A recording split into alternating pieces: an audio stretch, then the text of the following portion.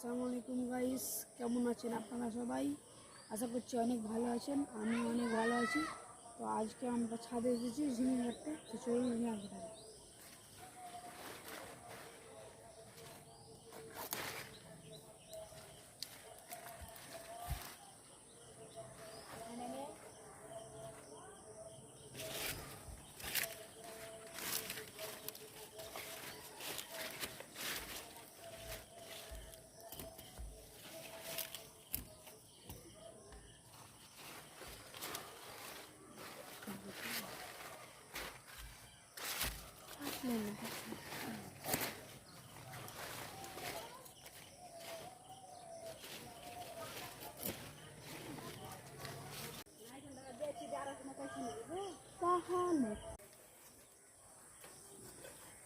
তো দেখেন গাইস, আমরা এতগুলো মহিলা তুললাম।